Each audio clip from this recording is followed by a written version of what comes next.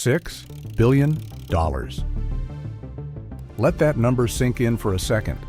That's the jaw-dropping price tag attached to Miami Worldcenter, one of the biggest private real estate projects in the entire United States. And it's not just some random development. It's a 27-acre mega project smack in the middle of downtown Miami that's basically rewriting the city's skyline one block at a time. Towers, retail, plazas, public spaces, if you name it, this project probably has it. Now, when you first hear $6 billion development, your brain might jump straight to, oh, that's another playground for the rich. And, yeah, you wouldn't be entirely wrong.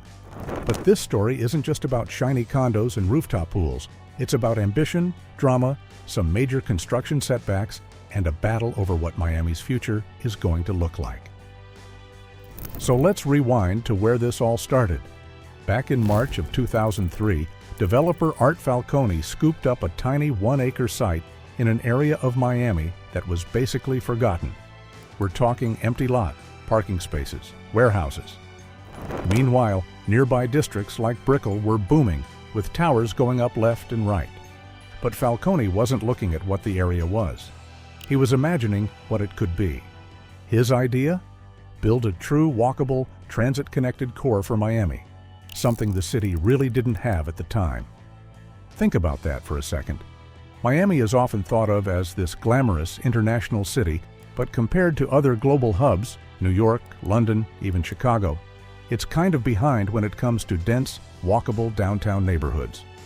Falcone saw that gap, and his 1-acre purchase turned out to be the first domino in what became Miami's biggest land assembly in modern history. And he didn't do it alone.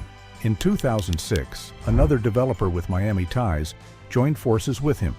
Together, they quietly went around buying parcel after parcel. Over 8 years, they acquired more than 140 properties from about 40 different owners, everything from surface parking lots to tired old warehouses.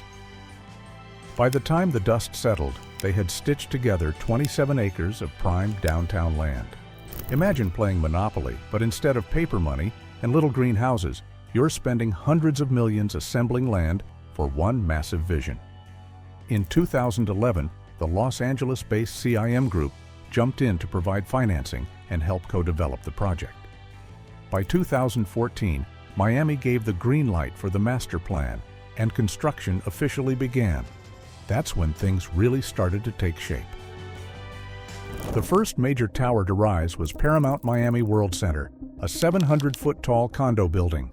And of course, because this is Miami, it came loaded with over-the-top amenities. I'm talking resort-style pools, indoor basketball, golf simulators, and, get this, a rooftop skyport for future air taxis. Yes, they literally planned for flying cars before we even had one in the air. That's Miami for you. And the units? They sold like crazy. By 2019, over 85% were pre-sold, mostly to out-of-state and international buyers. Translation, not the everyday Miami family, but wealthy investors and second home owners. Still, the tower became an instant icon. Next up was Caoba, a 445-foot rental building targeting young professionals and families. That one filled up fast too, hitting 84% occupancy by the end of its first year. Its twin tower, Caoba 2, is already under construction and expected to deliver by 2025. But that was just the beginning. As Phase 2 kicked in, more towers started to rise. Bezel, a luxury rental building, hit the market in 2022 and was almost 90% leased within a year. Miami World Tower 1, with its signature wavy balconies, opened in 2024. And then there's the Legacy Hotel and Residences, a 680-foot tower that was supposed to combine condos, hotel rooms, and even a 10-floor medical center. Now, here's where the drama comes in. Legacy got stuck in the mud, literally and figuratively. Construction stopped in early 2024 after the building was only 16 stories tall.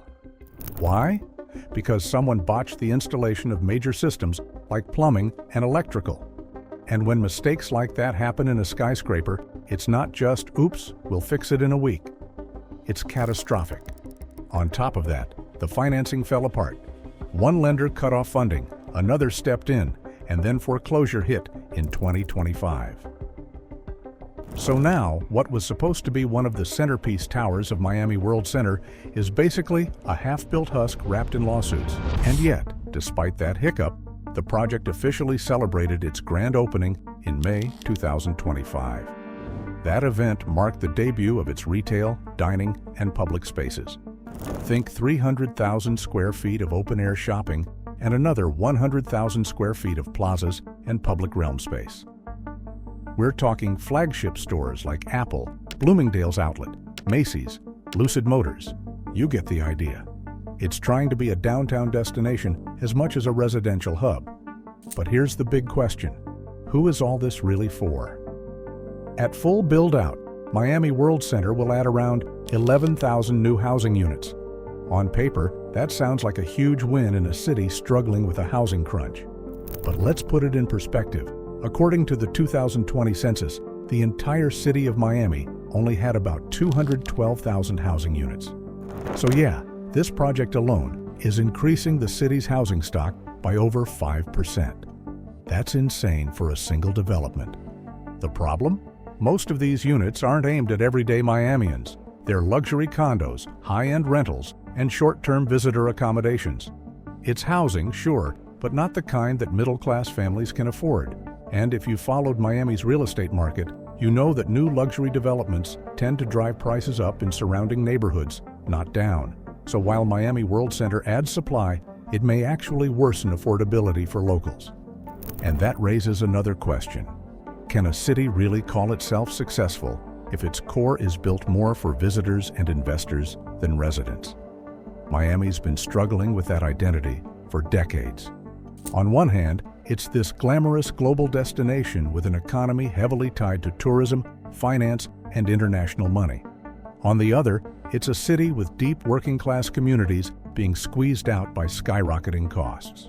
Miami Worldcenter lands right at the center of that tension. That said, there's one piece of the project I think deserves real credit: the integration with transit.